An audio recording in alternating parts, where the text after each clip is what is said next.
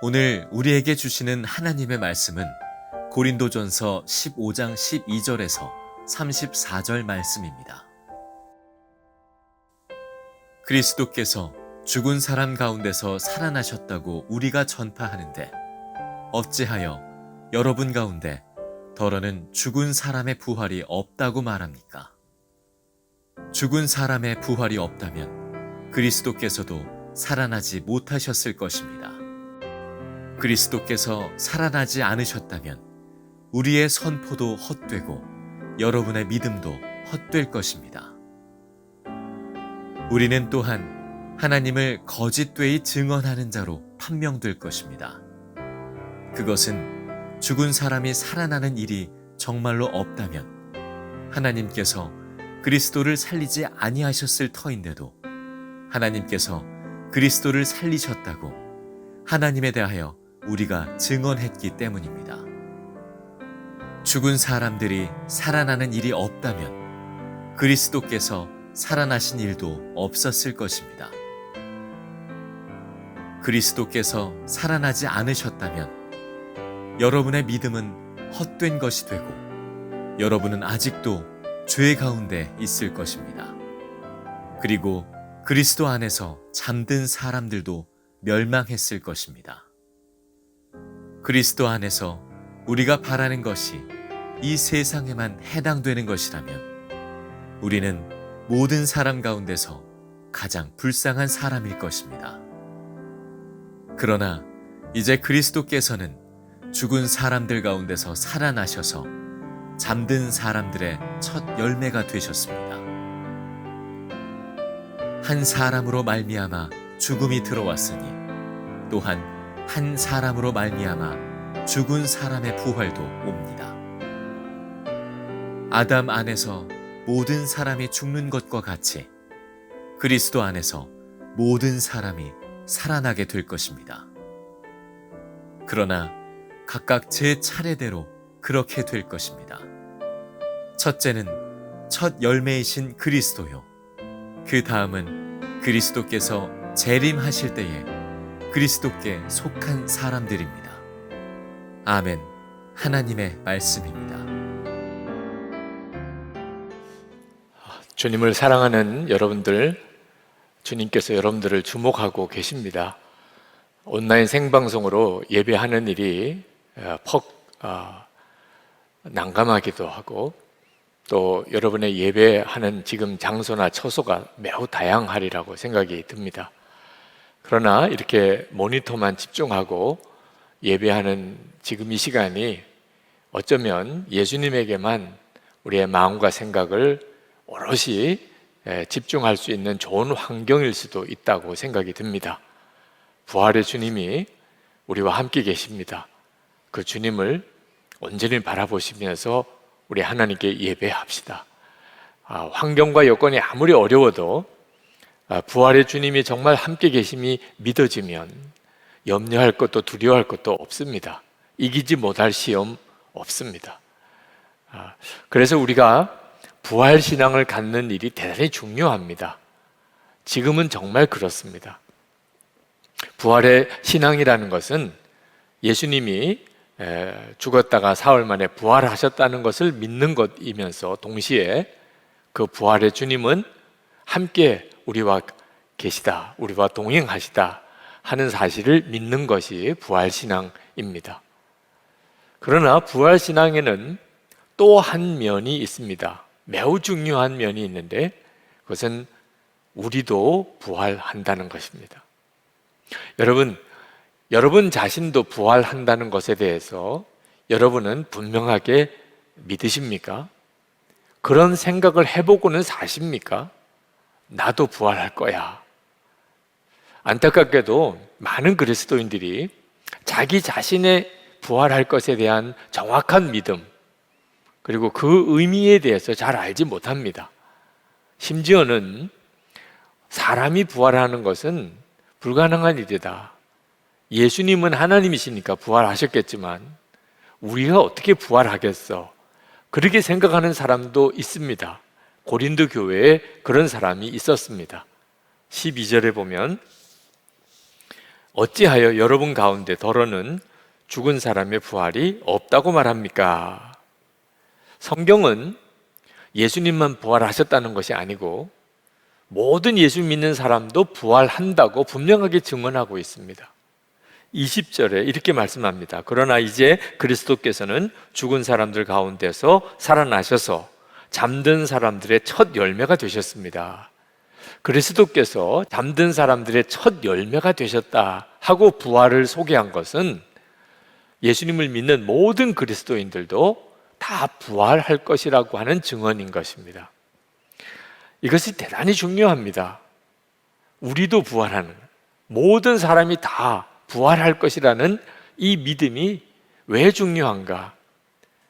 우리가 만약에 부활하지 못한다면 예수 그리스도께서도 부활하지 못하셨을 것이기 때문에 그렇습니다. 13절 말씀에 죽은 사람이 부활하지 않는다면 그리스도께서도 살아나지 못하셨을 것입니다. 그렇게 말했습니다. 예수님은 하나님이신데 하나님이 못하실 일이 뭐가 있겠습니까? 그러나 또 하나 분명히 알아야 합니다. 예수님은 참 하나님이시면서 동시에 참 사람이셨습니다. 그래서 우리의 그리스도가 되신 겁니다. 그러므로 참 사람이 되셨던 예수님께서 부활하시려면 죽은 사람이 부활하는 일이 당연히 있어야 하는 것입니다. 만약에 죽은 사람이 부활하는 일이 없다면 예수님의 부활도 없습니다.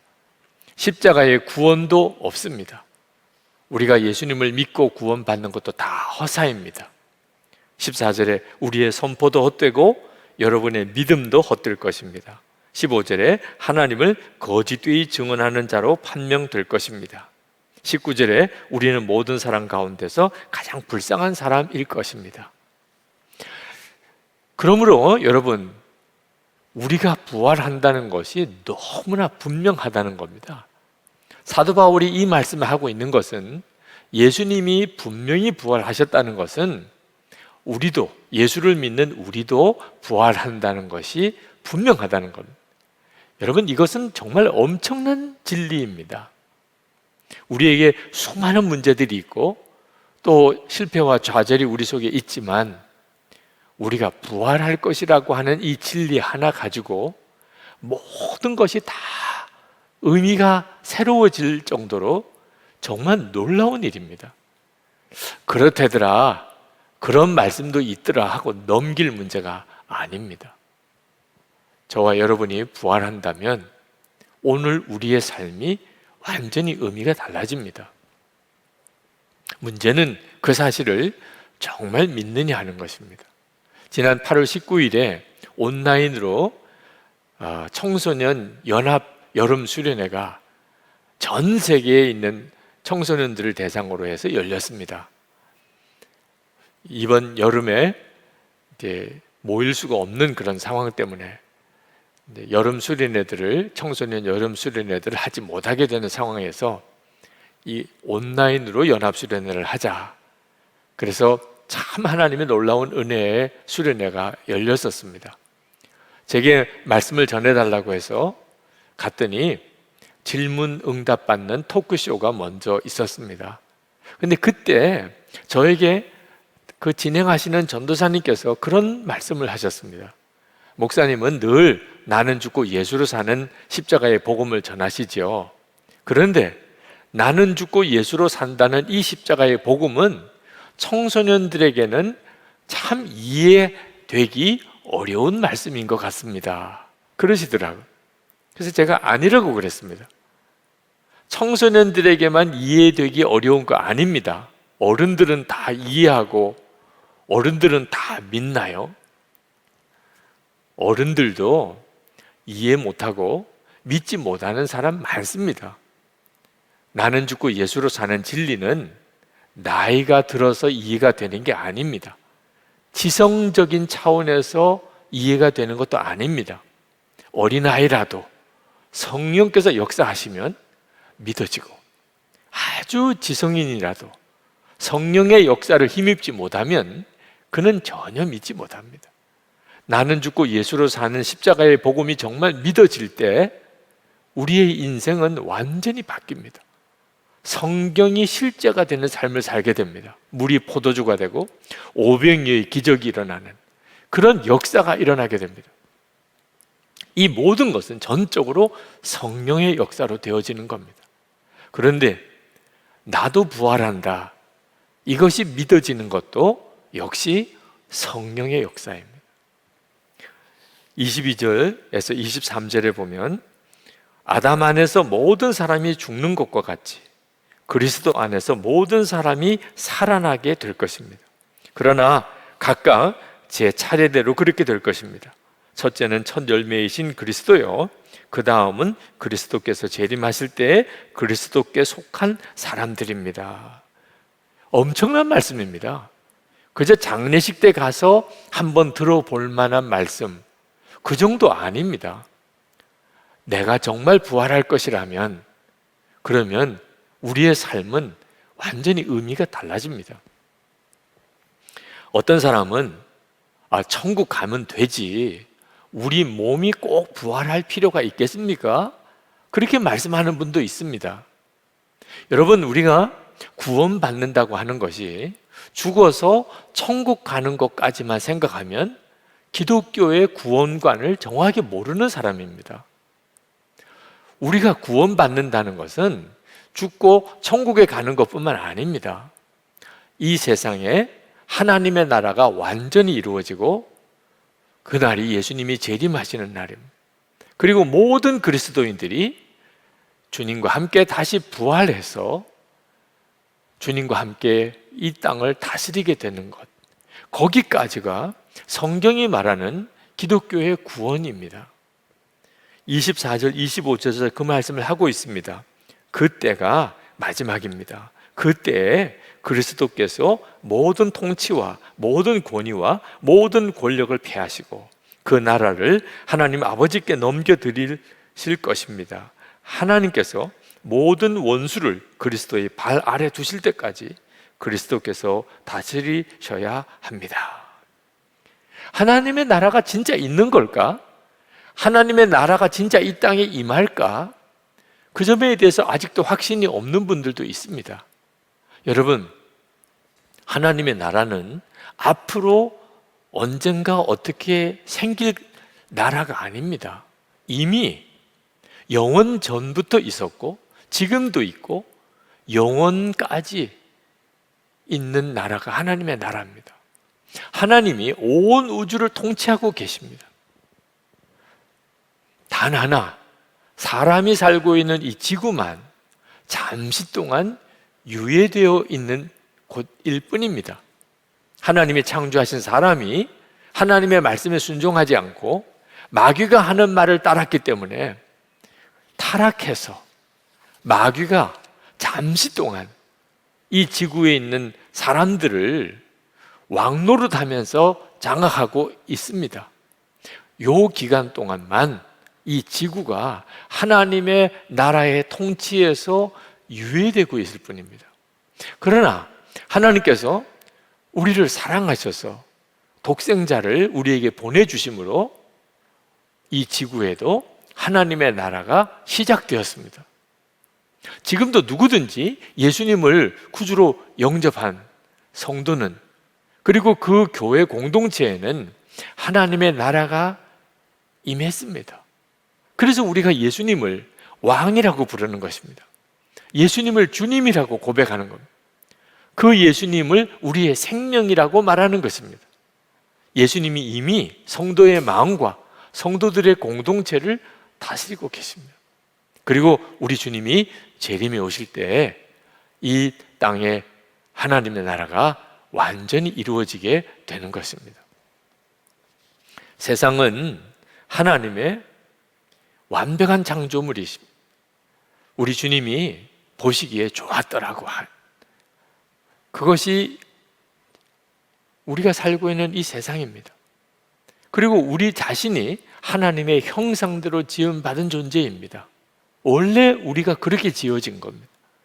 그런데 우리가 죄를 짓고 마귀가 왕노릇하면서 세상도 망가지고 우리 자신도 망가진 겁니다. 지금은 그런 처지에 있습니다. 그러나 하나님께서 절대로 하나님이 창조하신 이 세상과 우리 사람을 포기하지 않으십니다. 반드시 다시 회복하십니다. 이것이 성경이 우리에게 증언해 주는 것입니다. 그래서 예수님께서 주기도문에 나라가 임하옵시며 라고 우리에게 계속 기도하게 하신 것입니다. 요한계시록 11장 15절에 분명히 세상 나라가 우리 주와 그 그리스도의 나라가 되어 그가 세세토록 왕노릇 하시리로다, 그렇게 말씀하신 겁니다. 우리도 부활할 것이라는 이 약속은 바로 이 하나님의 나라와 밀접하게 연결이 되어 있는 겁니다. 하나님의 나라가 이 땅에 임하실 때 그 하나님의 나라에 살면서 이 세상을 주님과 함께 다스릴 자가 부활한 우리입니다. 예수 그리스도 안에서 우리도 부활하여 주님과 함께 왕노릇 할 것이라고 분명히 약속하고 있습니다. 만약에 이 세상이 멸망하고 없어질 것이라면 하나님의 심판으로, 그리고 우리가 죽어서 그냥 천국에 가는 곳으로 끝나는 것이라면, 여러분, 우리가 이 세상을 바로 세워보려고 노력할 의미가 뭐가 있습니까? 세상은 결국은 그렇게 다 망해버릴 것이고 우리는 죽고 천국에 가버릴 것이라면 도대체 이 세상에 미련을 둘 이유가 뭐가 있습니까? 지금도 그런 식으로 천국을 사모하는 분들이 있습니다. 세상은 어떻게 되든지 상관없습니다. 세상은 그저 멸망당할 곳입니다. 주여 천국에 빨리 데려가 주세요.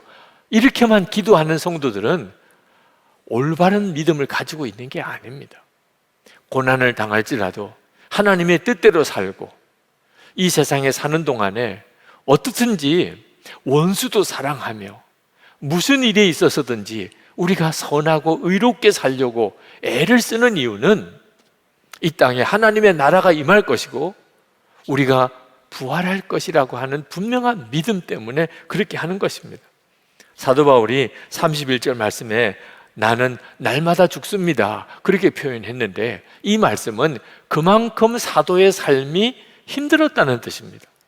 에베소에서 맹수와 싸웠다고까지 그렇게 표현했습니다.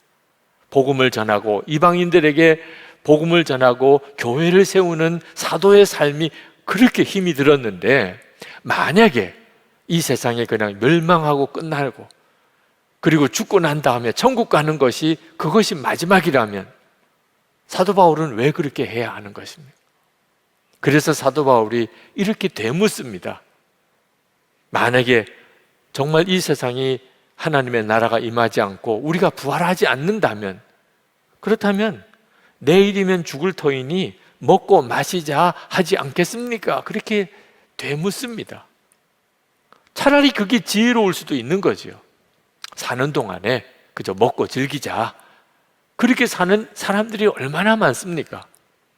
부활의 믿음이 없고 하나님의 나라를 알지 못하니까 그렇게 사는 거죠. 성경은 하나님의 자녀인 우리들이 이 세상에 사는 동안에 환난과 박해를 당할 것이라고 분명히 말씀하고 있습니다. 사도행전 14장 22절에 우리가 하나님의 나라에 들어가려면 많은 환난을 겪어야 할 것이라. 디모데후서 3장 12절에 무릇 그리스도 예수 안에서 경건하게 살고자 하는 자는 박해를 받으리라. 이 말씀이 뭘 말하고 있는 겁니까? 우리가 이 세상 사는 동안 하나님의 나라에 들어가기 위하여 환난을 당하고 경건하게 살기 위하여 박해를 당해야 된다는 것은 뭘 의미합니까? 죽음으로 끝이 아니라는 것입니다. 이 땅에 반드시 하나님의 나라가 임할 것이라는 것. 그러므로 우리가 어떤 상황이 오더라도, 박해를 당할지라도 환난을 겪을지라도 절대로 뒤로 물러서지 말라. 우리 이제 부활하게 될 터이니까. 그때는 고난을 당하면서 환난을 당하면서도 하나님의 뜻대로 살았던 자들이 받을 영광이 말할 수 없이 크니까 그렇게 살라고 하는 것입니다. 제가 한인 선교사 대회 때 전 세계에서 모인 우리 선교사님들을 보면서 느낀 것이 하나 있었습니다. 모여서 예배도 드리고 그리고 세미나도 하고 그리고 간증도 하고 그렇게 일정을 쭉 진행하는 동안에 가장 어려운 지역에서 가장 어려운 사명을 감당했던 선교사님이 돋보이더라고요. 다른 동료 선교사님들로부터 존경을 받더라고요. 고생을 많이 한 선교사가 더 높임을 받더라고요. 야, 그때 이게 바로 하나님의 나라의 놀라운 비밀이라는. 왜 우리가 하나님 뜻대로 살려고 하면 할수록 더 어려움을 겪습니까? 하나님의 나라가 있기 때문에 그런 것입니다. 여러분, 일제시대 때 독립운동을 하다가 그렇게 세상을 떠난 우리 독립유공자들, 만약에 지금 다시 부활한다면 얼마나 자랑스럽겠습니까? 6.25 전쟁 때 그 고지에서 이름도 남지 않는 그런 무명용사들이 얼마나 많이 죽었습니까? 그런데 그들이 지금 다시 살아난다면 그들이 얼마나 많은 사람들로부터 높임을 받겠습니까? 그러나 우리가 어떻든지 독립유공자들을 예우하고 그 후손들에게 무언가 우리가 보상을 하려고 애를 쓰지만 그들이 부활하지는 않습니다. 사람들의 마음속에 죽으면 끝나는 거지 뭐. 아유, 가족들만 불쌍하지 뭐. 그런 생각이 여전히 있습니다. 그 일이 귀하다고는 생각되지만 자기 이해관계에 걸리면, 자기 이적인 문제와 걸려들면 마음이 흔들립니다. 끝까지 의롭게 살고 끝까지 나라와 조국을 위해서 살고 다른 사람을 위해서 희생하는 삶을 살기는 정말 어렵습니다. 이것이 세상인 것입니다. 그러나 하나님의 나라는 다릅니다. 너무나 분명하게 하나님의 나라가 이 땅에 임하고 우리가 다 부활할 것입니다. 그때는 우리가 어떻게 살았는지, 하나님의 나라를 위해서 우리가 도대체 무엇을 하고 살았는지 그때 다 드러나게 될 것입니다. 그러니 우리가 지금 오늘 여기서 어떻게 살아야 될지가 명확해지는 것입니다. 여러분, 하나님의 나라는 우리의 삶의 모든 평가, 의미를 다 뒤바꿉니다. 우리가 부활할 것이기 때문에 다 달라지게 됩니다. 고난을 당할지라도 오히려 그게 감사합니다. 힘들어도 하나님의 뜻대로 사는 것이 보람됩니다. 지금은 당장 열매가 없는 것 같아도 하나님이 기뻐하시는 것을 심는 일은 그것은 대단히 복된 일인 것입니다. 그래서 로마서 12장 12절에 소망 중에 즐거워하며 환난 중에 참으며 기도에 항상 힘쓰며 그렇게 말씀한 겁니다. 우리도 부활한다는 것은 우리의 삶, 우리가 수고한 일, 우리가 기도하고 있는 것이 죽음으로 끝나지 않는다는 것입니다. 26절에 맨 마지막으로 멸망받을 원수는 죽음이다. 그래서 많은 사람이 죽으면 끝나는 줄 압니다. 그래서 힘들어서 스스로 목숨을 끊는 사람들도 있습니다. 그렇지 않습니다. 우리의 고생한 것도, 우리가 나름대로 참 선한 씨를 심은 것도 다 죽음의 문제를, 벽을 넘어서서 열매 맺을 때가 옵니다. 우리가 만약에 지금 부끄럽게 살았다면, 그렇다면 죽음으로 끝나지 않습니다. 영원히 그것으로 인해서 부끄러움을 당하게 됩니다. 예수님께서 근심하지 마라, 두려워하지 마라, 믿기만 하라, 가진 것을 다 가난한 사람들에게 나누어 주라, 원수도 용서하라, 십자가를 지고 나를 따르라, 이렇게 말씀하신 것은 예수님은 하나님의 나라를 너무나 분명하게 보고 계셨기 때문입니다. 그러니까 그렇게 말씀하신 겁니다. 우리에게 그게 유익하니까. 여러분, 이제 여러분 주변에 하나님의 나라 백성들이 누가 있는지를 한번 잘 살펴보시기 바랍니다. 반드시 있습니다. 우리나라 사람, 한국 사람은 아프리카 가도 한국 사람, 일본 가도 한국 사람, 미국 가도 한국 사람이지 않습니까? 표시가 나지 않습니까? 한국 사람은. 하나님의 나라 백성도 똑같습니다. 이 세상에 살아도 하나님의 나라 백성은 하나님의 나라 백성답게 삽니다. 자기가 부활할 것을 분명하게 믿기 때문에 그렇습니다. 그래서 하나님의 뜻대로 살다가 고난을 당해도 오히려 그것으로 감사합니다. 불평, 원망 더 이상 없습니다. 낙심과 좌절 말도 안 됩니다. 모든 사람과 화평하고 거룩하게 살고 싶어집니다. 부활할 것이 믿어지면 그렇게 됩니다. 우리는 당장 내 눈앞에 될 일에 대해서는 모릅니다. 하나님이 가르쳐 주지 않으십니다. 도대체 코로나19 확산을 언제 멈출지, 언제 우리들의 일상은 정상으로 돌아오게 되는 건지, 앞으로 경제적인 문제는 어떻게 될지 솔직히 우리는 모릅니다. 그러나 하나님은 우리 눈앞에 되어지는 일에 대해서 세세하게 말씀하지 않으시지만 마지막에 결국 될 일에 대해서는 명확하게 말씀하셨습니다. 이 세상에 하나님의 나라가 임하고 우리는 부활하여 주님과 함께 다스리게 될 것입니다. 그런데 이 하나만 가지고 지금 현재 우리가 어떻게 살아야 될지가 너무 분명해집니다. 흔들리지 않습니다. 유혹이 오고 핍박이 와도 하나님이 하라고 하는 대로 가는 거죠. 그게 가장 지혜롭지요. 오직 주님이 기뻐하시는 일이 뭘까? 그것만 생각하고 사는 것입니다. 아유, 헛고생 아니야. 내가 이렇게 고생하고 수고해도 누가 알아주겠어? 여러분, 정말 생각을 바꿔야 됩니다. 우리가 애를 쓰고 하나님의 나라를 위해서 심고 고생하고 고난당하고 그런데 마지막은 순교로 끝난다. 여러분, 그게 끝 아닙니다. 우리가 부활할 것이기 때문에 끝이 아닙니다.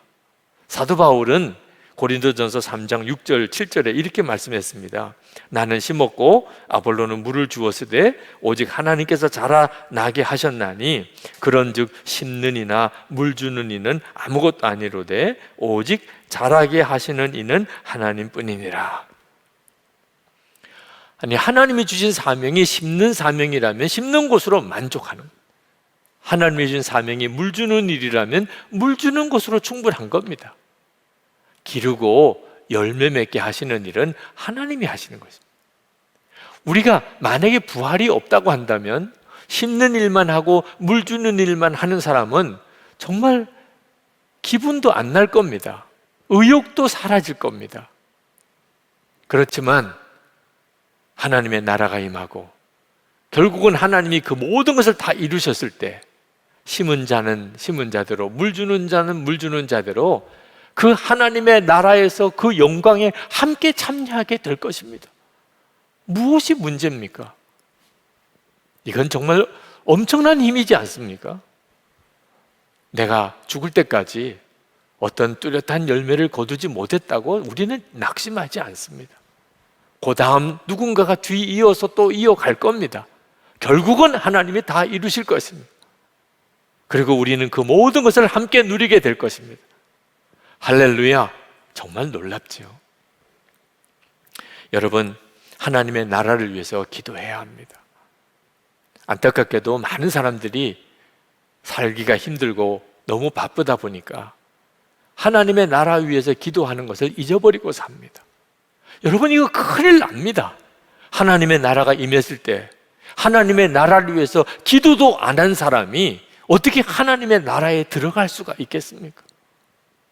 하나님의 나라의 백성은 하나님의 나라를 위해 기도하게 되어 있습니다. 그리고 기도하니까 하나님의 나라의 영광이 더 분명해지는 겁니다. 하나님의 나라의 영광이 분명해지니까 더 기도하게도 되는 것입니다. 우리는 반드시 부활할 것입니다. 증거가 너무 분명합니다. 예수 그리스도께서 부활하셨으니까. 그리고 우리 안에 거하시니까. 그래서 우리가 예수님 부활하신 주님과 동행하는 일에 힘써야 하는 겁니다.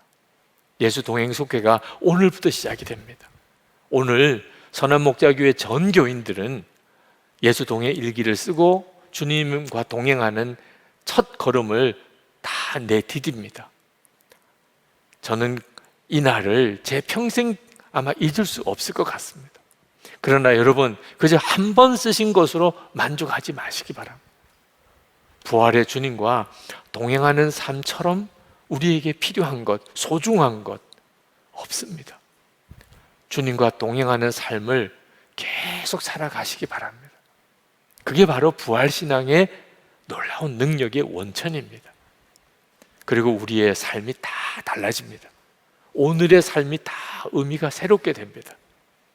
부활신앙으로 어떤 상황에서든지 염려하지 아니하고 두려워하지 아니하고 절망하지 아니하고 오직 사랑만 하며 모든 일에 감사하며 하나님의 말씀에 순종하는 삶을 살게 되기를 축원합니다. 우리 기도합시다. 하나님, 저에게 성령의 역사를 더해 주셔서 나도 부활할 것에 대한 확실한 믿음의 눈을 뜨게 해 주옵소서. 흔들리고 방황하는 일이 많습니다. 그러나 부활하여 하나님의 나라에 서게 되는 것을 명확하게 알게 하시고 길을 놓치지 않게 해 주옵소서. 하나님 기뻐하는 뜻대로 무슨 일이 있어도 나아갈 그런 힘을 주옵소서. 그래서 함께 하나님의 나라에 서게 해 주시옵소서. 우리 다 같이 통성으로 기도하겠습니다. 은혜와 사랑 충만하신 아버지 하나님, 놀라우신 하나님의 은혜, 하나님의 역사를 인하여 감사를 드립니다. 하나님의 역사하심이 우리를 사랑하시고 또 오늘도 하나님 축복하시고 인도하신 주님의 역사하심에 주의 사랑하는 이들을 부탁합니다. 하나님의 계획하신 가운데 하나님의 사랑하는 이들을 맡겨드립니다. 우리의 눈을 더욱 여소서. 하나님, 하나님 나라의 영광도 보게 하시고 하나님, 우리가 죽음으로 끝나지 아니하고 하나님 주님 앞에 다시 부활할 것에 대한 분명한 믿음 주시고 죽음조차도 건너가는 하나님 그 분명한 방향, 하나님 결국 하나님 앞에 섰을 때 할 수 없이 영광스러운 자리에 들어가는 하나님 그 길 놓치지 아니하게 하여 주시옵소서. 오늘도 새 힘 주셔서 은혜 주소서.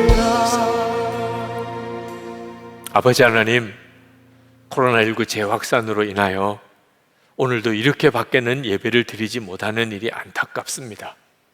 그렇지만 이렇게 온라인 생방송으로라도 우리를 하나로 엮어주셔서 우리의 마음은 하나가 되어 주님을 바라보며 주일 예배를 드릴 수 있게 해주시니 감사합니다. 오늘 주님께서 주신 말씀이 또 우리의 마음을 너무나 뜨겁게 합니다. 죽음조차도 건너갈 수 있는 그런 뚜렷한 우리의 삶의 방향을 명확하게 가르쳐 주신 주님께 감사드립니다. 하나님의 나라가 반드시 임할 것이고 우리가 부활하여 주님과 함께 다스리는 자임을 분명하게 해주셨으니 어떤 어려움과 또 어떤 시련이 올지라도 흔들리지 않는 믿음으로 세워주소서.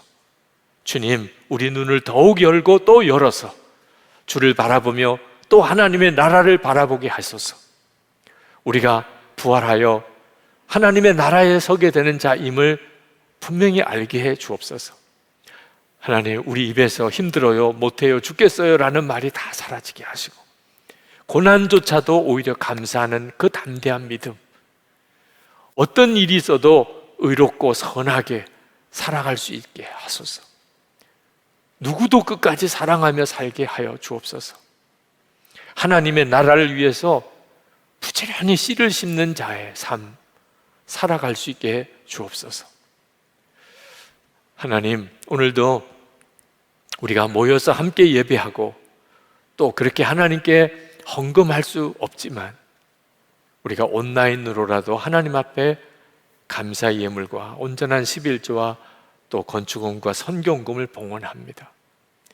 사랑하는 성도들의 믿음과 그리고 감사와 헌신을 주님의 손에 올려드립니다. 하나님께서 은혜와 복을 주시려고 하심임을 믿습니다. 무엇보다 주의 성령으로 우리를 충만하게 하셔서 우리에게 주어진 모든 상황에서 하나님의 은혜의 통로가 되어 살게 하옵소서. 우리의 심령도 은혜가 넘칠 뿐만 아니고 우리의 가족이 하나님의 은혜 안에 하나 되게 하소서. 병든 이들을 주님의 손으로 이 시간에 고쳐주소서. 성도들의 생업, 기업을 주님 책임져 주소서. 성도들을 통하여 어려운 이들, 힘든 이들 도움을 흘려보내게 하소서. 하나님의 손으로 이 일을 이루소서. 지금처럼 모든 것이 힘들고 어려워지는 때에 성도들이 우리 주님의 정확한 보호하심과 인도하심을 받는 증거가 있게 하여 주옵시고, 그것이 우리가 매일매일 일기를 통하여 확인하게 하여 주시옵소서. 하나님, 이 어려운 때에 교회가 말할 수 없는 비난의 대상이 되고 있는 것도 참으로 애통하며 주님 앞에 회개하고 하나님의 회복을 구합니다. 우리가 잘못이 있은 것에 대해서는 정직하게 돌아볼 수 있게 주옵소서. 믿음의 기초가 분명하게 하시고 우리가 정확한 복음에 서게 하시고 주님과 온전히 동행하는 우리 한국 교회가 되게 해 주옵소서. 그리고 하나님, 속히 교회의 영광이 회복되기를 원합니다. 성도와 교회를 통하여 살아계신 하나님이 증거되기를 원합니다. 이 나라가 하나님을 경외하는 나라가 되기를 원합니다. 포괄적 차별금지법을 비롯한 하나님을 대적하는 악한 법들은 상정조차 되지 않도록 주님께서 막아주시고, 그리고 이 땅에 하나님의 공의와 하나님의 사랑이 정말 강과 같이 흐르게 하여 주시옵소서. 하나님, 북한에 있는 동포들에게도 그리하소서. 저들을 살려주소서.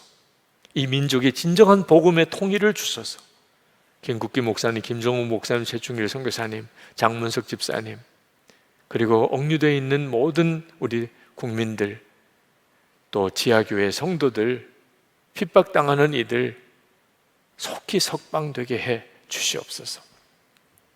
아버지 하나님, 자연재해로 인해서도 전염병으로 인해서도 고통당하는 전 세계 하나님의 치유와 회복을 주시기 원합니다. 우리가 겸손히 하나님께 기도하고 하나님의 허락하시는 대부흥이 일어나게 하시고 선교의 문들이 활짝 열려지고 선교사님들과 그 가족들을 또한 지켜 주시옵소서. 주 예수 그리스도 이름으로 간절히 기도합나이다. 아멘. 우리 다 함께 주님 다시 오실 때까지 찬송 부르시겠습니다.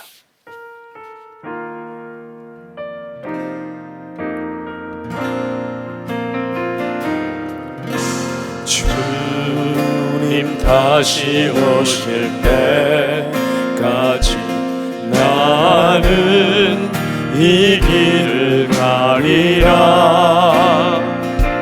좁은 길 나의 십자가 지고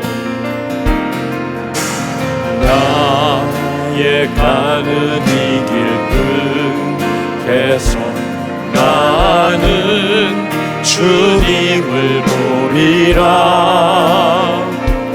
영광의 내 주님 나를 맞아주시니 주님 다시 오실 때까지 나는 일어나 달려가리라. 주의 영광 온 땅 덮을게 나는 일어나 노래하리. 내 사모하는 주님 온 세상 구주시라. 내 사모하는 주님 영광의 왕이시라.